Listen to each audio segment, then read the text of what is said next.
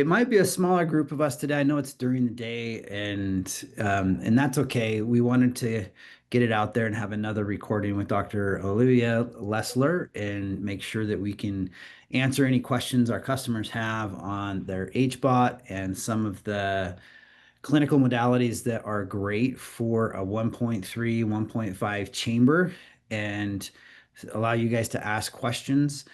So we're going to get going since it is being recorded and we value Dr. Olivia's time. And let's start going, even though we have a small number of us. And I can also ask a lot of questions that I typically get. I'm the chief revenue officer here at Ultralux. My name is Brian Rosenval. Our good friend and partner, Dr. Olivia Lesslar, has been so gracious to volunteer her time with us, and she travels a ton, a lot more than any person I think I've ever met. And so we're grateful that she can do it at any time, and we appreciate you taking the time to answer a few people's questions. It'd be great if you give a little bit of your background, and then we can jump right into a couple questions. Sure. So I am an Australian educated and registered doctor, medical doctor. I have an equivalent of your MD, I think it is. Yeah, Doctor of medical doctor. So I have an MBBS, which is Bachelor of Medicine and Bachelor of Surgery. My post-grad stuff is mostly to do with skin dermatology, but my post-grad work has mostly been in brain.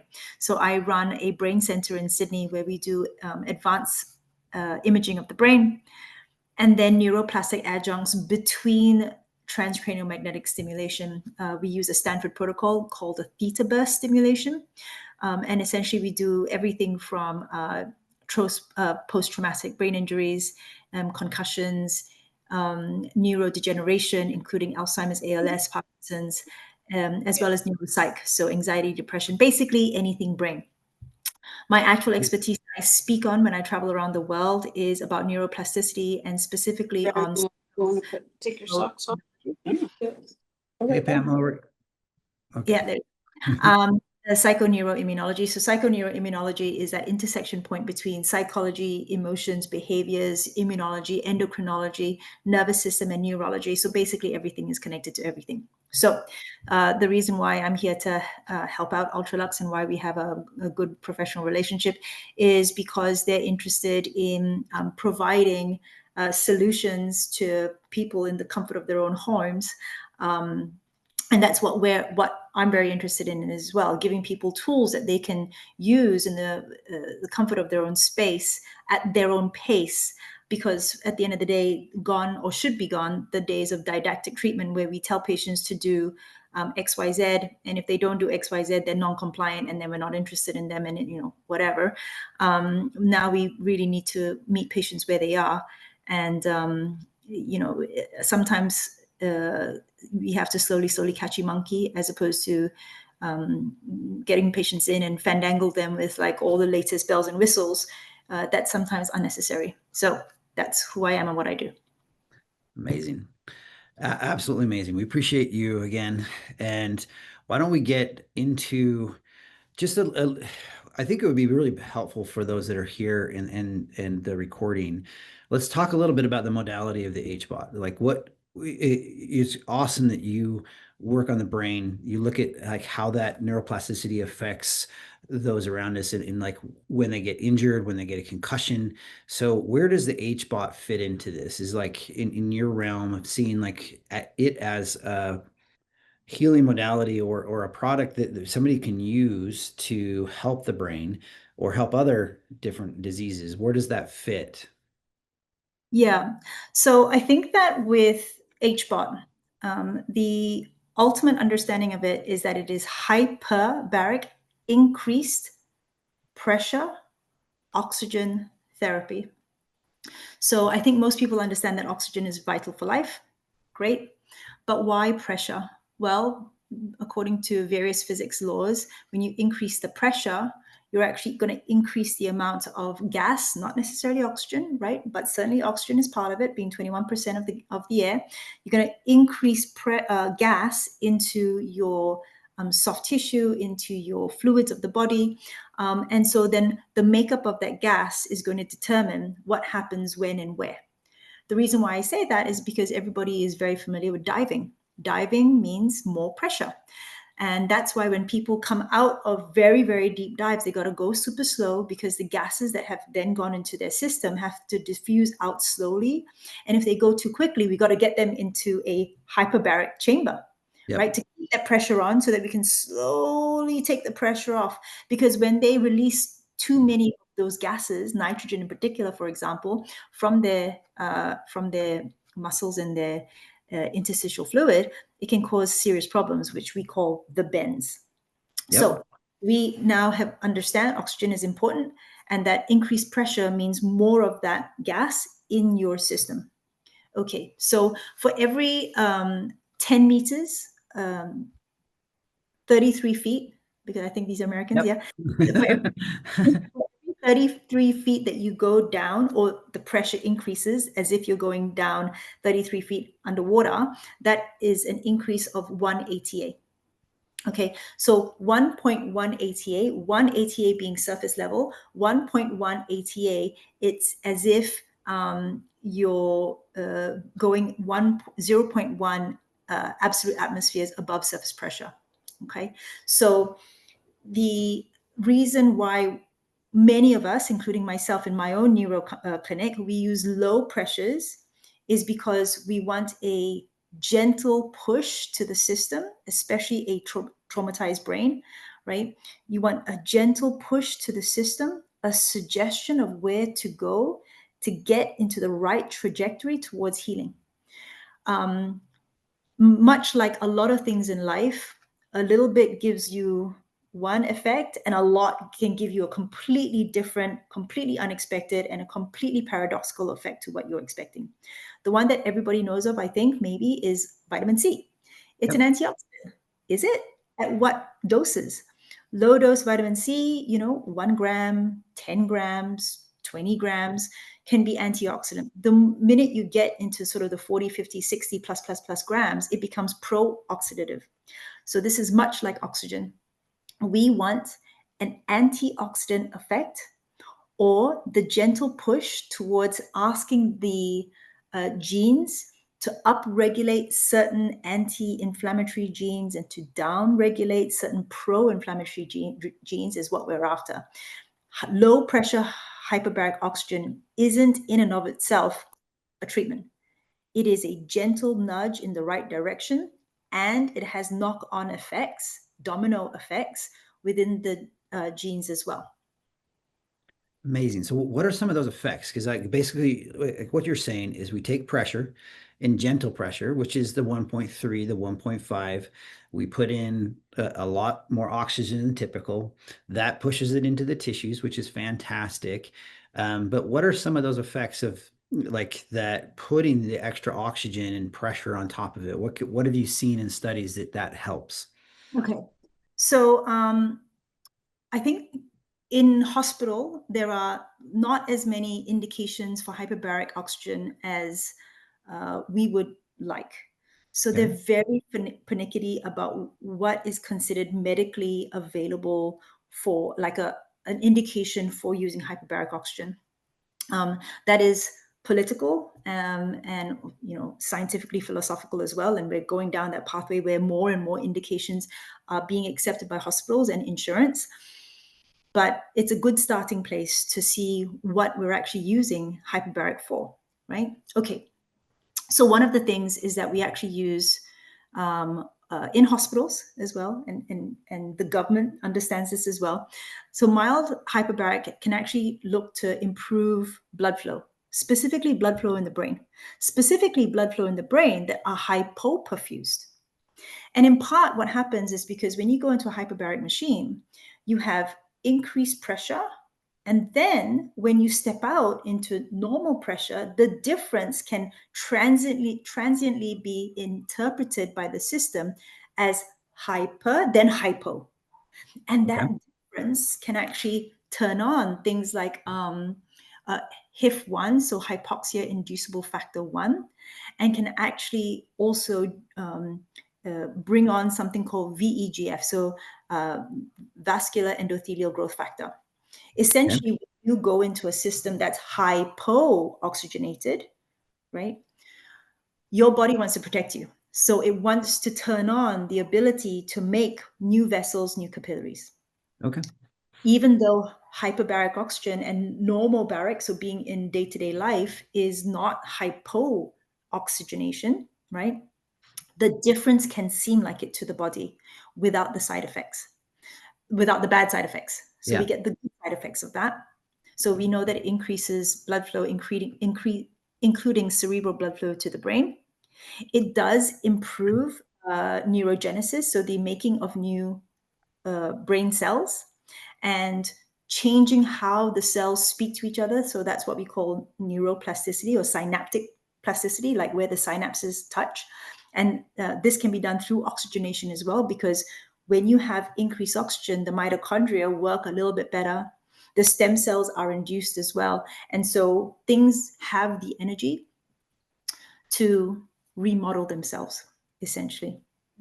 The other thing is that mild increased oxygen can actually help to modulate the autonomic nervous system tone. So the autonomic nervous system is a part of the nervous system that you don't really have conscious control over. Yep. Right. Blood's dilating, blood's constricting, breathing. Like, these are not generally things that you can absolutely control. And so the autonomic nervous system, when its tone, when its resilience factor is very strong, you're able to deal with the troughs and the highs of life a little bit better. Autonomic tone tends to be reflective of stress resilience. That's why heart rate variability is like a proxy for stress resilience as well. So when you have good tone, you have good capability to deal with the hits of life. And more oxygen, more happy mitochondria equals better autonomic tone. And then, as we've already talked about, it increases the blood flow, and increased blood flow means being able to detoxify things better and get rid of things that we don't want in our system better. And as I mentioned before, in hospital, one of the things that they use hyperbaric for, like a really old indication, is wounds that don't heal. Yep. So now we know, right? Why is it that we're using hyperbaric in hospital for wounds that don't heal? It's because the vascular permeability of wounds is poor. They're not getting red cells, they're not getting white cells, they're not getting lymphatic flow. They can't eat up the necrotic tissue. They can't detox the area. They can't get rid of the metabolites from the area. All these things I've just said is what hyperbaric can do. And hence why it's important for diabetics, especially who have got non-healing wounds. Plus, to be honest with you, hyperbaric oxygen can really help with antibacterial purposes, especially bacteria that forms biofilms, which is in part of those non-healing wounds. Now, mild hyperbaric doesn't truly have an absolute effect on antimicrobial effect, but what it does do is that it kind of supports the host, you, with your non-healing diabetic wounds, and as opposed to being like a primary antimicrobial therapy. And when it supports you, it is absolutely able to increase oxygenation in areas that don't have oxygen, tissue that doesn't have oxygen, and all those bacteria that have biofilm and are anaerobic is what we call them. They don't like oxygen. So when you put oxygen into those areas, you stop their proliferation. You stop them in their tracks to a certain extent. Amazing. So we're talking wound healing, diabetics, brain health. With that, increased blood flow. Let's take a couple questions from those that are on and see if we can expand and go deeper into hyperbaric. So Stephen, Donromain, and Pamela, Lindsay, if you have any questions, let's feel free to unmute yourself and let's talk. Hey, I'm willing to go first. I'm Pam. Hey, Hi, Pam. Pam. Hi. I was diagnosed last year with myelodysplastic syndrome, and I had severe anemia, and my red blood cells were low and funky. I've since healed from that, but for a couple of years, I've been struggling trying to get my white blood cell count up. It never gets up to normal, and it dips and wanes and sometimes just gets into the normal, but never stays there. Is there like a protocol that I could use for that with the hyperbaric oxygen? Or do you have any other suggestions? I'm trying to do everything I can for my immune health. Yeah. So as you can imagine, generally speaking, hyperbaric oxygen hasn't been shown from a accepted protocol as being good for MDS. However, like so many things, this is very political. What studies get funded, how they're getting funded, blah, blah, blah, which is why I want to bring people back to the basics. What does hyperbaric do and how may that help your situation, right? Because if you waited around for randomized controlled double-blind studies, I think you might be waiting a little while. So a lot of the time, and I don't know if you still have some of these issues, but are you still getting severe anemia or no, that's totally, it's all been normalized. Yeah, I'm very thankful.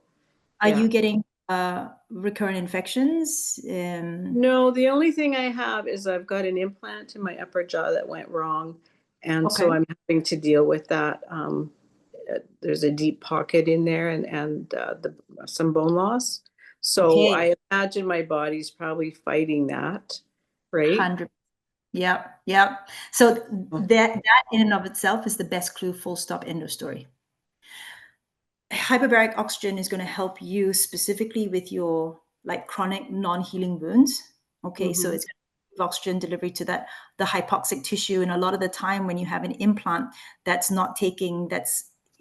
indolent infection, chronically inflamed type thing, and then what happens is because of oxygen, a lack of nervous tissue to that area, you see that the bone starts to resorb, right? The bone pulls away, the gum pulls away, and the implant can't stay. So much so that you try to whistle and then the implant falls out, right? At an extreme case. So the hyperbaric oxygen is going to be able to help with the perfusion. It's going to help with increasing oxygenation to the area, because we know for sure that the bacteria that loves to play in the mouth, that's pathogenic, which can lead to rheumatoid arthritis, gum disease, gingivitis, Alzheimer's, like all these microbes tend to be anaerobic. They don't like oxygen, right? And we're also going to be able to help with the immune system. Now, as far as protocols go, I'm assuming, of course, you have either an HBOT from Ultralux or another home-based low-pressure machine. I have the HBOT from Ultralux. Okay. So we're looking at 60 to 90 minutes once a day for 5 days for several weeks. Now, if you can do every day, that would be helpful, because what we're trying to do is also change that transcription factors in the DNA. But I don't know, Brian, if I may, I have some other advice I'd like to give you for your. Okay, cool. That's fine. It sounds like it's a little bit outside of hyperbaric, but we're okay. Well, your hyperbaric is going to support the disease process and the healing process. Okay, so up until now, I have actually been a doctor that would always encourage removal of a root canal, because I was very much this whole area, it's so susceptible to nerve damage and nerve death, and then the anaerobic bacteria that likes to proliferate, and it's an area that's considered a guardian site. A guardian site means that there's a higher concentration of innate white blood cells, because they have to surveil the food and the drink that you're constantly taking in, because from an evolutionary historical perspective, that was how most things that were going to invade you and infect you would come through. It'd come through your food, your water, and your air. So the innate immune system here, the mast cells, for example, very high concentration, which means that if they're triggered, for example, by what you have right now, this indolent low-grade inflammation, they're constantly being triggered because they need to turn on inflammation because they think they're trying to help you, which they are, right? But it can be maladaptive for you. So day to day, it's painful, it's uncomfortable, it's, so on and so forth. So I used to recommend not getting implants, and I used to recommend getting rid of the root canal. Which I did. I just had 3 removed right by that. Just the 3 next to it I had removed. So there's no tooth there, no root canals there. But there's the implant at the back. And it's because so many, I've never seen a dentist do a fabulous job of cleaning it up. You know, there's always, it winds up being infected again, and you go back over and over again, and you wind up seeing your dentist more than you see your life partner, you know. But I have actually since met a endodontist that specializes in this in North Carolina. And she teaches worldwide on this. And I sat down with her and I got a one-to-one for an hour. It was fantastic at going all through the science about how she was able to actually do it in such a way that promoted your bone to actually start replicating and having your own jaw and getting an implant, but getting an implant done right. And she admitted that the majority of dentists don't do it right. The majority of orthodontists, the majority of endodontists don't do it right. And if you get rid of all the different speed humps and you provide this area with as much help as possible, so photobiomodulation, hyperbaric oxygen, good nutrition, she proved to me that, you know, the body, and I say this all the time, and I don't know why I never thought of it, the body can heal itself, and the body will heal itself. You remove the triggers, you remove the speed bumps, and you give it what it needs, and the body will heal. So I will provide Brian the name of this particular person in North or South Carolina, I can't remember now. And I hope they send it over to you. But yeah, hyperbaric oxygen can be definitely part of that healing journey for you. Okay, so then after the 5 days of an hour and a half a day, would you just do it on a You do it regular? Regularly. We're looking for at least sort of 20 to 40 sessions. Then you give yourself a break, weeks, let's just say, and then you go back in another couple of weeks or so. You know, what you're trying to do is you're trying to keep your immune system, you're trying to keep the vascular system guessing. It needs a little bit of novelty. It's like a little bit of stress to get, you know, to increase that antioxidant system, to increase that microvascular, making new capillaries, and then it's regular. Give it some time, go back in, come back out, give it some time, go back in. So, you know, at these kind of low pressures, it's very hard to overdose. And so what we're looking for is, again, gentle nudging of the neuroimmune system in the right direction. Perfect. Okay. Thank you so much. I have my neighbor here who has cancer, and that's who we bought the HBOT for. Could she ask a question? Of course. Yeah. And then we'll move on to Jim, and then Dunn remain right shortly after. So we got people raising their hands. Sorry. Hi there. I'm just you're curious.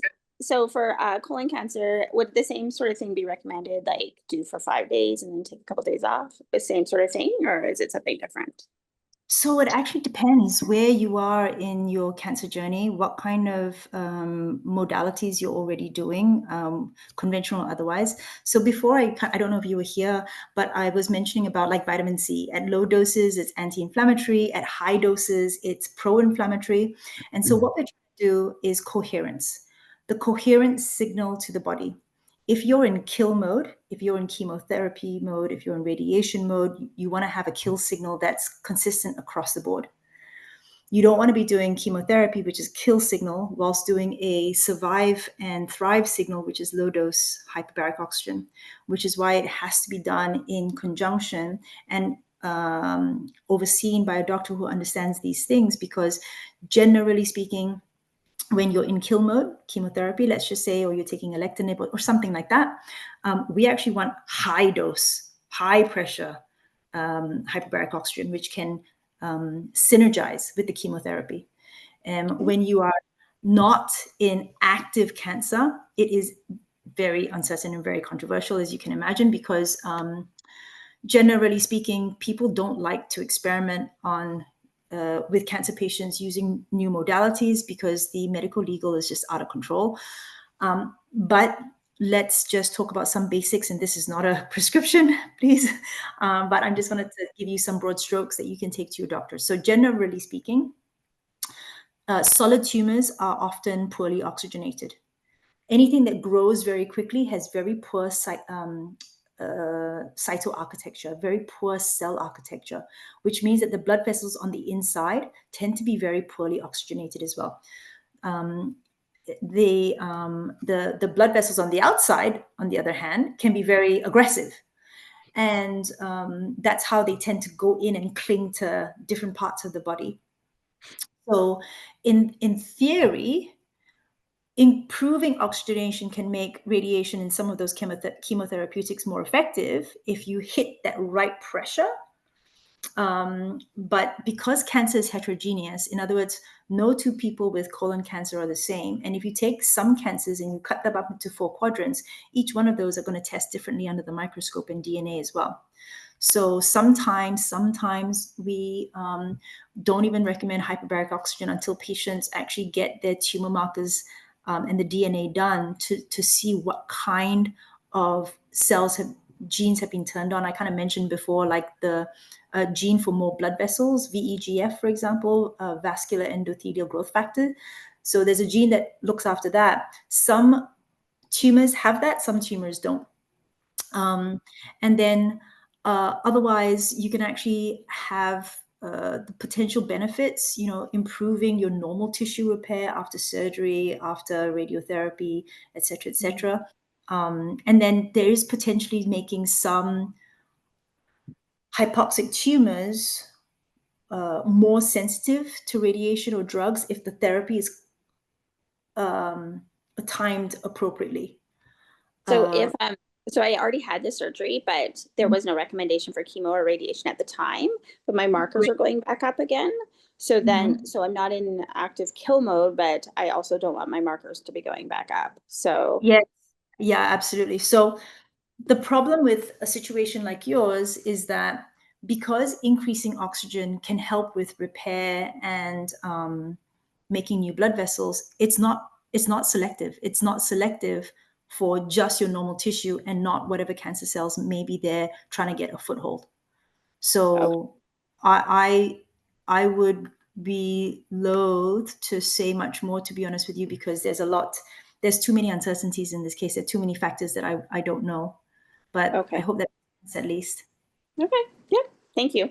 Thanks very much. Thank you. Sorry to hear that you're dealing with that. My brother has colon cancer as well. I know it's not fun. Jim.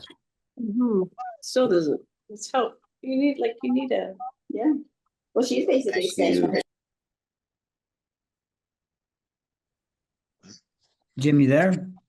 Yes, sir. I don't know what happened with my camera here, but anyway, thank you looking at for doing something. this. I don't understand what happened. Oh, wait a minute. It's on the wrong camera. Anyway, sorry. I'm a little discombobulated this morning. It's been a long night, but thank you so much for doing this. Thank you, doctor, for being here with us for this. But first, I just wanted to say real briefly, and I'll make it real quick, but Pamela was talking about her dental issues, and the doctor's got it spot on about the root canals and all that. I'm being in the natural health industry, I'm pretty familiar with the whole program, and I'll just make one quick recommendation some of you may know about. And actually 18 years ago when I started manufacturing it, I learned about it from a holistic dentist, and that's ozone and ozonated oils. Just get pure ones that are edible. All of my products are edible, but that may help. It may help hold the HBOT's awesome. I can't wait to use mine. Thank you, Brian, for your help with that. But that just may help as an adjunct to the jawbone to kill off things and to oxygenate the area. But anyway, just thought I'd put that out there because I know about it. So real quick, doctor, I just was wondering if you could make some recommendations as to what you would recommend for just a good strong maintenance program with the HBOT in terms of I don't really have any specific things that are, pressing issues right now, but I want to keep it that way. So, um, is there any recommendations you can make on a protocol just for a good maintenance program, maybe? Yeah, absolutely. So for just general recovery and wellness, usually we talk about sort of 2 to 3 sessions per week, still with a break. So you're doing maybe 20 to 40 sessions and then you reassess. But for majority of mild hyperbaric oxygen wellness clinics around the world, for someone who's got, who's generally quite well and just looking to stave off issues and just maintenance, you're looking at 3 to 5 times a week. I say 2 to 3, but 3 to 5 times per week for 4 to 8 weeks. That's the package that those clinics end up selling, which means that it could actually be a logistical issue rather than actually based on any study per se. But because you have something at home, I would say 2 to 3 times a week for 20 to 40 sessions. Give yourself a nice break in between, whether that's 2 weeks or 2 months, it doesn't really matter. What we're looking to do is keep the system guessing a little bit, then go back in for that mild, occasional, 2 to 3 sessions a week for another 20 to 40 sessions. So it's part of part of your wellness routine. That's just a little bit of a nudge. That's a fantastic question, Jim. And I know we've talked a bunch, but I do the same. So that I don't have anything specific that I'm going after, but we have a chamber set up down here that we film and stuff, and I use it 2 to 3 times a week, and just like the doctor mentioned. So fantastic advice. Any other questions, Jim, before we move on? Beautiful. So 2 to 3 times, 20 to 40 sessions, take a 2-week break or so, and then repeat. And then the 3 to 5 times for 48 weeks. I'm sorry, what did you say? That was my shorthand. That's Terrible. Okay. So specifically around the world, a lot of these wellness centers, that is the package they tend to sell. 3 to 5 sessions for 4 to 8 weeks. But I suspect it's got more to do with logistics and marketing than anything else.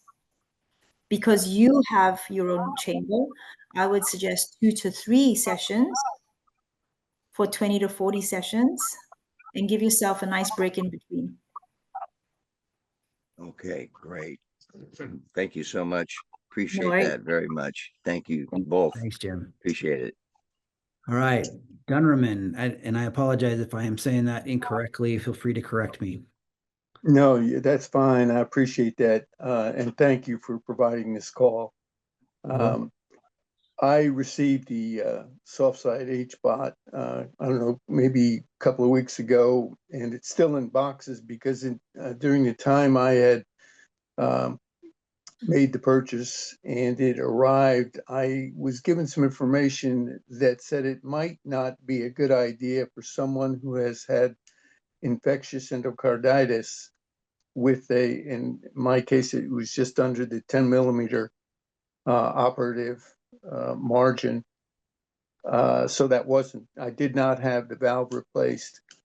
But in any event, there was an infectious endocarditis around 2018. Emergency hospital visit lasted about 9 days, I guess. And I specifically thought the HBOT would be a good idea to try and create or open up some additional oxygen flow in my body. There's also a history of military TBIs, and so there's some brain work that could be given some use, I think, with some for increased oxygen flow. But in any event, my question here centers around any recommendations you might have for someone with vegetation on the aortic valve before they actually get into an HBOT. Yep. So there is only one universal accepted contraindication for hyperbaric oxygen, low pressure or high pressure. One. and that's untreated pneumothorax, which you do not have. So pneumothorax is where your lung doesn't actually occupy the entire space. There's like dead space, blah, blah, blah. That's not you, okay? Now, there are, of course, relative contraindications, right? As far as the heart goes, the relative contraindication usually actually has to do with anything that's going to respond to shifts of hemodynamics, because that's what, so if you remember how hyperbaric works, hyperbarics can eventually lead to new blood vessels being formed, and therefore how the blood moves around the body is going to change because now there are new roads that they can take. So this is what we call like a hemodynamic shift. Now, if a hemodynamic shift was going to affect someone's heart, it would be due to a change in the first of all, the load coming in or leaving, and that can trigger an arrhythmia, a funny heartbeat. So the kind of things that you need to do before you get into the hyperbaric chamber is you need to get a clearance from your doctor. And basically what we're looking for is, do you have heart failure of any description, mild, moderate, or large? Severe heart failure can be a relative contraindication, but even then, some people get cleared by their cardiologist to do low pressure hyperbaric chamber anyway, right? Do you have any arrhythmias, significant or otherwise? How much can your heart sort of deal with a slow change to the system that's going to reroute hemodynamics? I suspect that you should be fine. Essentially, it's this: if your doctor allows you to get on planes and to climb some mountains, I'm not talking Mount Everest here, I'm just talking like, just a reasonable mountain, small mountain. If you're allowed to go up that, then you should be allowed to go into a hyperbaric chamber, because these are slow shifts. Now, of course, you want to start low, go slow. So in other words, you're going to be starting at 1.1, 1.15, 1.2 ATA, and you're going to be like 10, 20, 30 minutes. See how you go. Gentle, right? I'm very much a doctor who recommends my patients start low, go slow, because it's, slowly catch your monkey. Not everything has to be a sledgehammer to a walnut. And so just get that clearance from your doctor with regards to heart failure, with regards to arrhythmias or your heartbeats, funny heartbeats. And if you have some sort of device that you can wear that shows you what your heart rate is doing, blood pressure is doing, and your heart rate variability, that's going to be really important for you to see how you're responding to HBOT. Okay, at 1.1, 1.2, 1.3 ATA, I mean, I'm not seeing any real changes. Fabulous, fantastic. And then my only advice outside of hyperbaric oxygen is that I'm currently writing a paper on how electromagnetic fields affects hemodynamics in the system. And I recommend to my patients to change the hemodynamic equation for the better by making sure that they're getting adequate sun exposure and getting enough grounding, getting your bare feet on soil, on sand, because we need extra electrons in the system to be able to help with the vortexing of blood that comes out of the heart. That's it. Amazing. Okay. Yeah, I appreciate that. Unfortunately, I guess, but since that 2018 visit, I've not seen another doctor, been back. I don't take any drugs, but I do have some serious concerns about heart failure. I've been pretty active most of the time until that hospitalization, and there was a lot that went wrong during that time period, which is primarily why I haven't been back to the medical professionals anymore since then. But the things that I used to do around the house here is change farm implements, for example, on my tractors, and get out and work. And I can't do that anymore because my heart immediately gets up in the 140 beats per minute range. Okay. And yeah, I'm not comfortable with that. So it sounds to me like, having said all that, that bottom line is maybe before I step inside of take this out of the boxes and assemble it and use it. I should probably seek out somebody that knows what they're talking about and get examined to determine what the status. Yeah. So so basically, kind of the same way. Like the majority of medical professionals is they don't really have the kind of philosophy that I subscribe to. My philosophy is that the body has an innate healing. We remove roadblocks. We give the body the building blocks it needs, and it does its magic.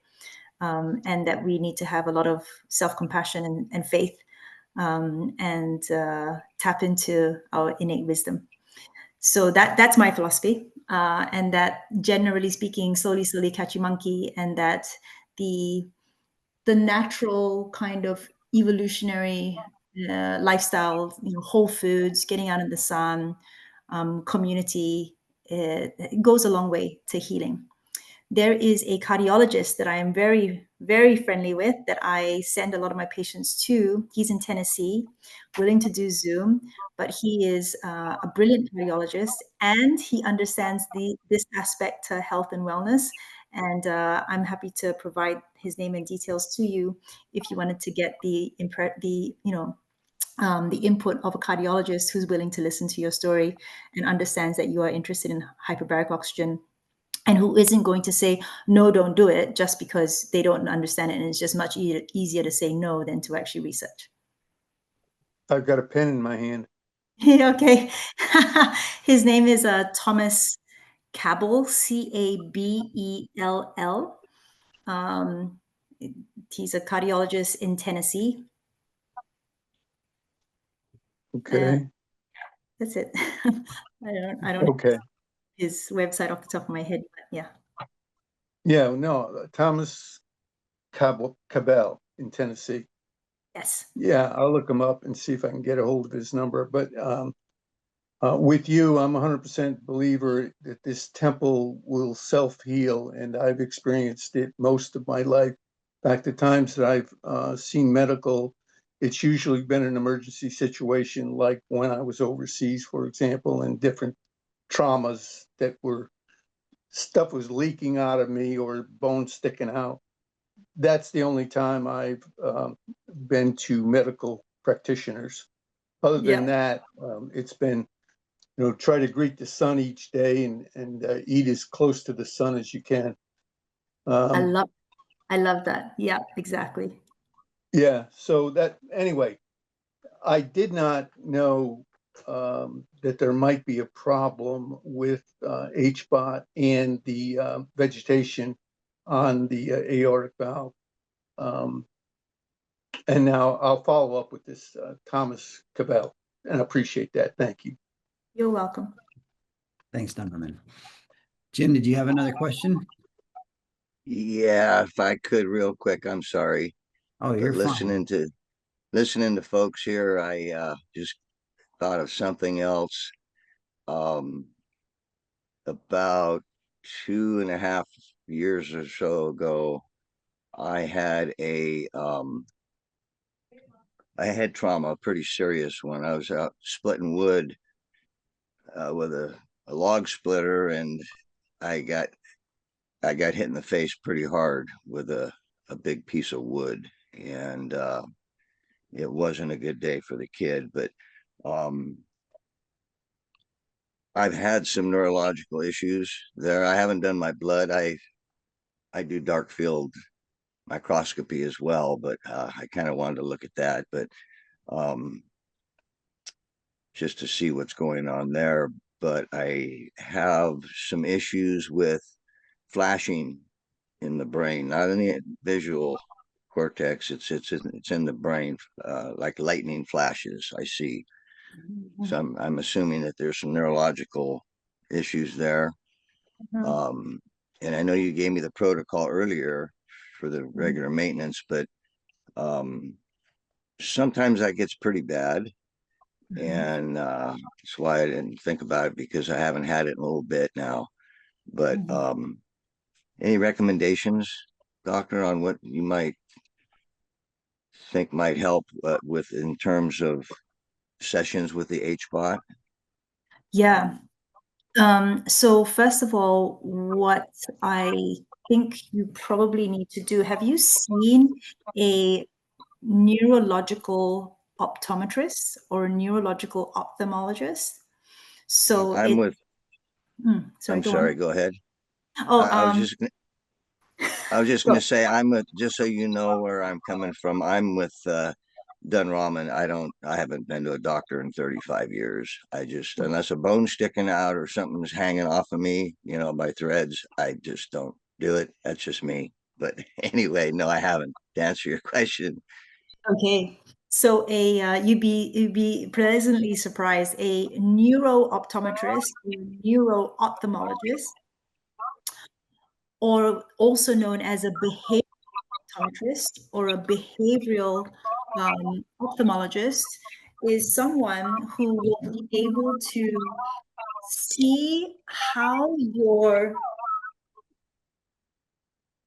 visual cortex is being affected by other parts of the brain, especially after trauma, where there might be a little bit of edema, scarring, combination of the both.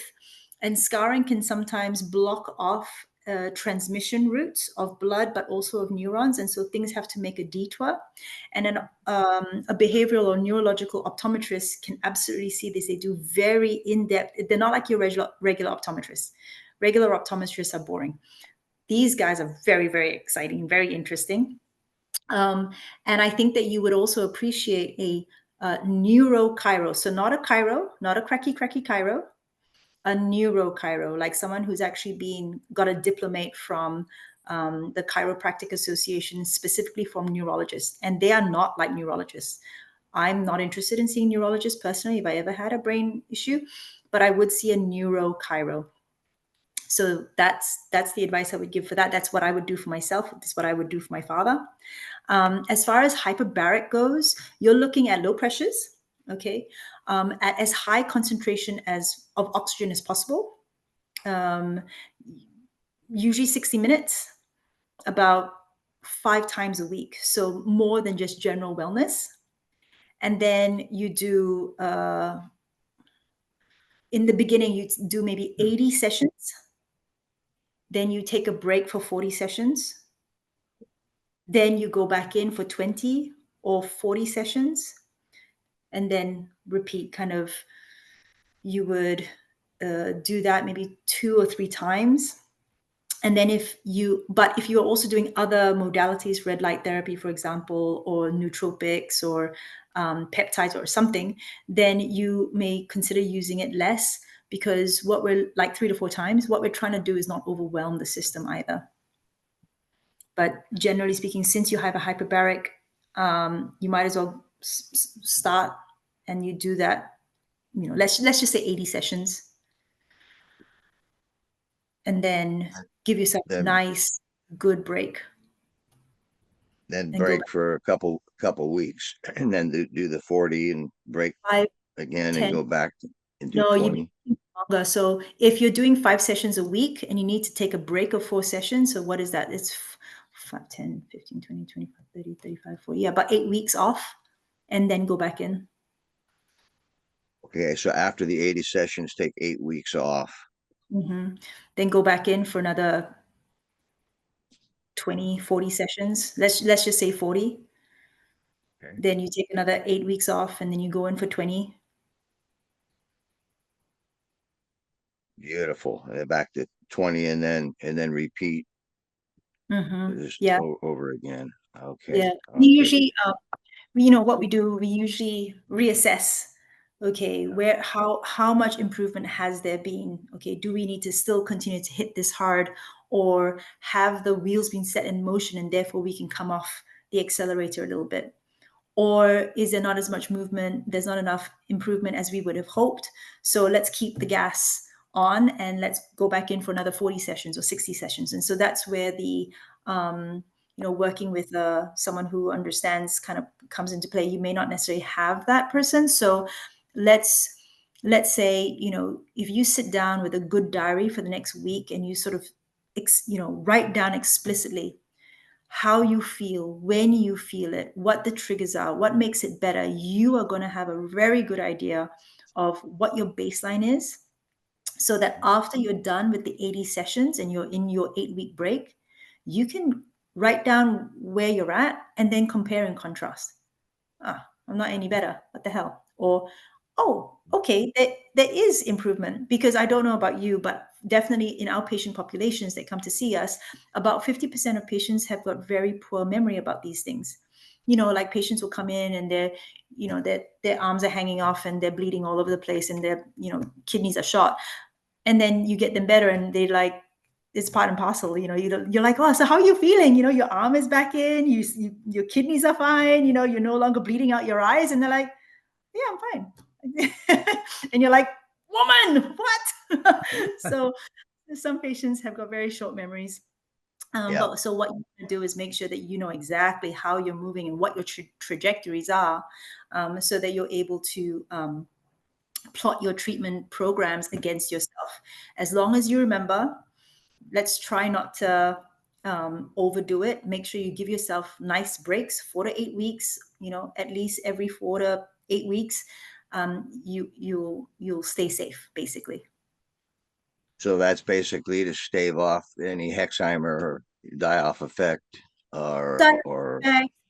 yeah, but also what we want to do is not have a paradoxical effect, because when you oversaturate or over-oxygenate a tissue, then it stops any genetically driven signals to make new blood vessels, and blood vessels do have to turn over, right? So you want to make sure that you're kind of keeping it guessing a bit.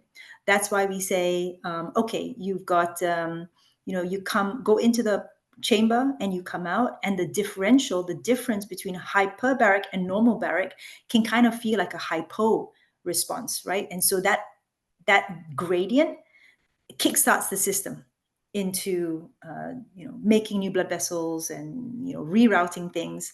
But like everything else, the system gets used to it after a while, and so the responses that you get less and less overt, which is why we give you a break. And then you go back in, surprise, and then the system's like, oh my god, I'm gonna make new blood vessels. I'm gonna open up new channels. So that's kind of what we're trying to do. No, I understand. Thank you for that. I need to figure this out, because I'm out in the middle of nowhere. I live in the forest, and in a small town, and I'm very electro hypersensitive, so I don't do a lot of traveling anymore. I don't even own a cell phone for the last 30 years, so I need to figure this out, and I really appreciate that. So it's 60 minutes, about 5 times a week, 80 sessions, take an 8-week break, do 40-ish more, another 8-week break, and then 20, ramp it down, and then rinse, and then break again, I guess, and then rinse and repeat, right? Yes. Yeah. Beautiful. Yeah. Beautiful. Be guided by your symptom diary. And the diary, yes, I got that too. Thank you. Yes. Mm-hmm. Thank you so much. Appreciate you very much. Cut you off, Jim, but we got a few more questions, and I only have 5 more minutes with Dr. Olivia, so I'm gonna cut in and let her answer these last ones. But appreciate the question, Jim. Okay, so Pamela forgot to ask while she was on. She's a little claustrophobic using the mask. Is there a difference considering her implant using the nasal prongs versus a mask? Yeah. So if you're claustrophobic and can't use the mask, that's all you have to know. Don't use it. Full stop in the story, right? Because how you respond to a treatment can sometimes be even more profound than the treatment itself. So we want you comfortable, because when you're comfortable, you're in a parasympathetic state, that rest and digest state, that ready to heal state. And that plus the oxygen is going to give you your boost. So a nasal cannula might be different. Brian, do we have nasal cannulas that we can send out? We send nasal cannulas with it, along with masks. Oh, sweet. Okay, so just the nasal cannula will do. And you know what? If you can't even do that, that's okay too. Whatever you can get into you whilst you are happy and content and in a calm state, that's always going to be better than pushing yourself and enduring a treatment. Okay. Another along the line of a mass. So Sudha was asking during a 90-minute dive, he heard that taking it off at 60 minutes for a few minutes was recommended. Is that recommended, needed? Is it not a big deal? Not really at low pressures, but look, if you're doing 90 minutes, it's again keeping that system kind of guessing. So if you want to take that mask off for maybe about 5-10 minutes, by all means.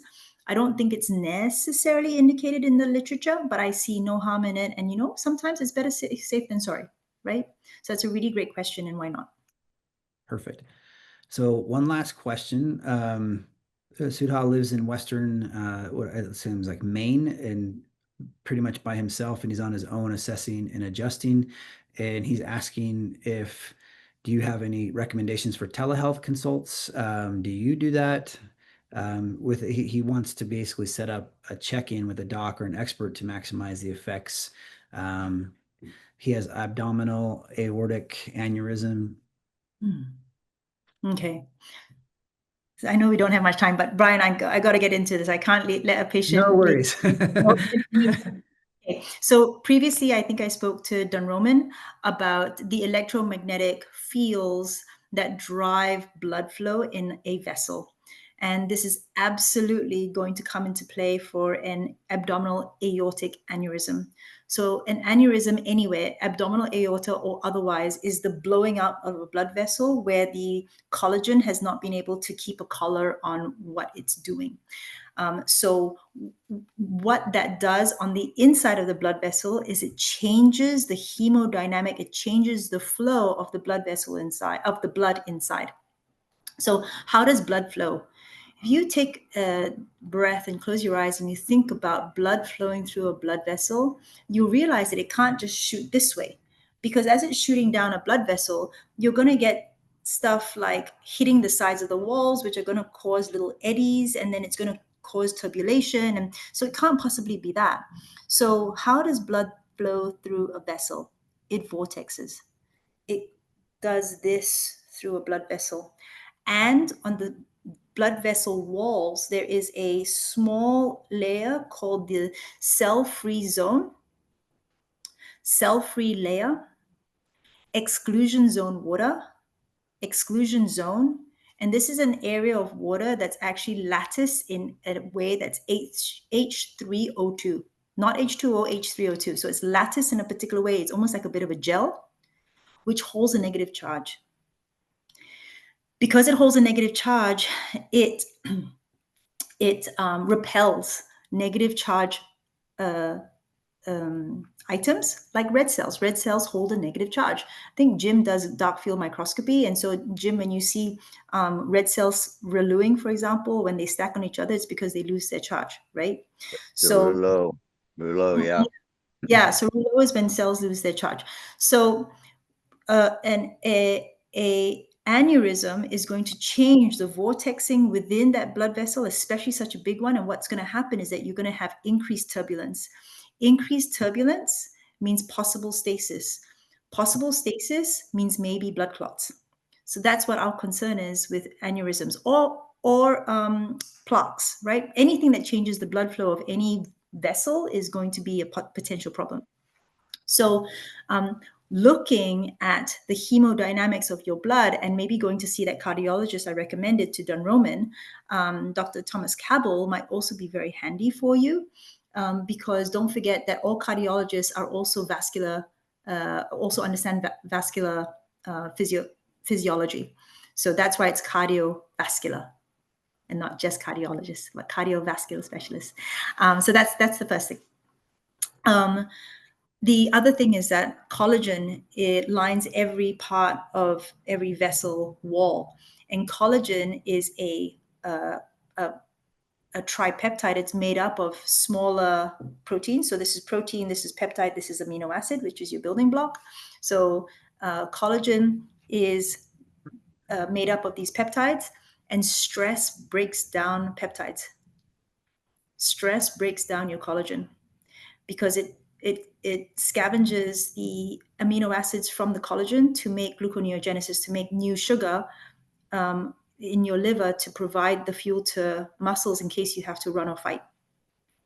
That's why stress can be so detrimental. Now, stress in your heart or in your gut from fear, from loss, from grief can hold an energetic signal that affects your aorta. So emotionally, there needs, if there is anything there, that's something to look at as well. But anyway, I recommend Thomas. And what was the question again? Sorry. He was checking in and saying this like, hey, we'd like to check in with the doctor and an expert to see Oh yes, that's right. maximize the effects, Yeah. especially around the abdominal aortic aneurysm. So.